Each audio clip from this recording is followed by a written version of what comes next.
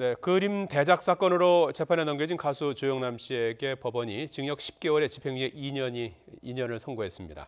또 청와대가 새로운 헌법재판관에 유남석 광주 고등법원장을 지명했습니다.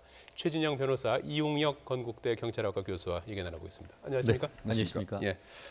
자, 먼저 헌법재판관 지명 소식부터 좀 알아보죠. 청와대가 상당히 빠르게 속도를 내고 있는 것 같아요. 그렇습니다. 아시다시피 지난 3월 달에 그 이정미 헌법재판관 소장 대행이 물러남으로써 예. 8인 체제가 7인 체제가 됐었었는데 지난 3월 달 그 이선의 재판관을 선임한 다음에 7개월 동안 그 8인 체제로 운영돼 왔었는데 예. 이번에 그 말씀하신 유남석 광주 고등법원장을 이 지명 후보자로 지명하고 이번에 인사청문회를 통과를 한다고 하면은 결국 이번에 9명으로 전부 이제 헌법재판소의 그 소장님 이 재판관들이 완전히 정상화된다 이렇게 하기 때문에 예. 일단 지명을 해서 다음 조만간 아마 그 국회에서의 인사청문회 절차가 진행되는데 거기에 통과만 한다라고 한다고 하면은 이제 9명으로 완전한 어떤 그 기능을 회복한다 이렇게 볼 수 예. 있을 것 같습니다. 유남석 광주 고등법원장이지 않습니까?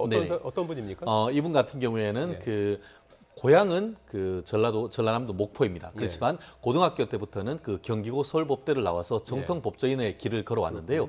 지금 그 언론 보도를 보면은 어떻게 보면 진보 그 어떤 그 학술 단체라고 할 수 있는 우리법 연구회 거기에서도 창립 멤버로 활동을 했었고 더불어서 이번 정부에서 헌법재판관으로 그 지명한 이유는 법관으로서 활동하는 도중에 헌법재판관의 그 소위에 파견을 가서 거기에 그 수석 선임 연구원으로서 상당 부분에서 헌법재판에 상당한 조예가 있다는 그런 점을 들어서 이번에 그 헌법재판관 후보로 올랐는데요. 예. 실질적으로 지난번 그 대법원장 후보까지도 올랐던 분이기 때문에 법조계에서는 상당 부분 진보적 인사면서도 상당 부분 신망을 받는 그런 분이었습니다. 예.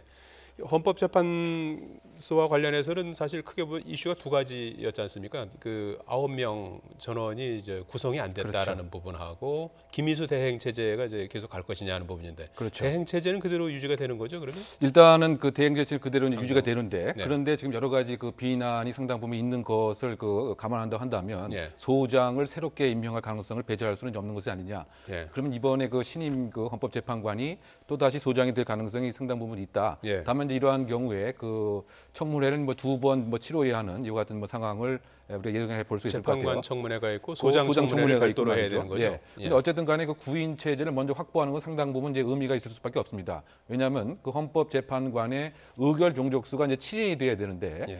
그건 그렇다 손 치더라도 예를 들면 6인 이상이 찬성을 해야 예를 들면 정당 해산 심판도 가능하고 더군다나 위헌 심판도 가능합니다. 그런데 지금 상태에서는 상당히 그 5대 만약에 8인 체제에서는 5대 3으로 된다라고 한다면 이건 상당 부분 이럴 수도 없고 저럴 수 없는 이와 같은 상황인데 지금 목전에 있는 그 위헌 관련된 사건들이 상당 부분 많이 그 있죠. 예. 예를 들면 국정원의 그 패킷 감청 사건이라든가 또는 그 위안부와 관련된 그 합의가 위헌이 아니냐의 여부에서부터 더군다나 그 병역 거부, 종교적 신념으로 병역 거부 이런 문제 이것도 사실은 상당히 그 급박한 헌법적 판단을 해야 되는 이런 것이기 때문에 구인 체계의 그 구성 자체는 일단 그 의미가 있다. 예. 다만 이제 그 김일수 헌법재판소장의 그 지금 같은 대행 체제를 계속 유지하게 된다고 하면 이것은 사실 그 국회에서 부결한 것을 그대로 몰각시키는 이런 것이기 때문에 예. 지금 그 여권 야당에서는 상당 부분 비난이 있단 말이죠. 예. 그래서 결국 이것을 해소할 수 있는 그 방안이 새로운 그 신임 헌법재판관이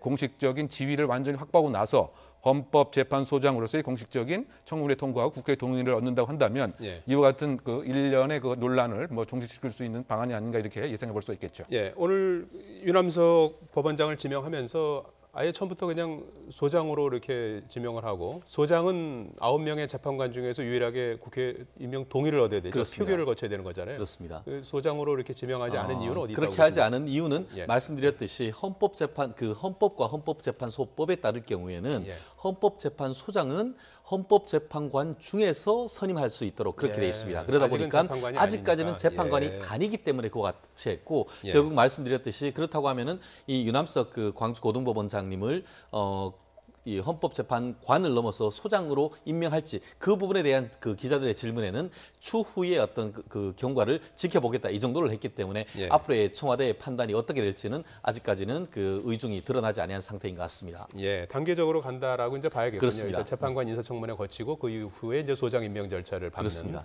예.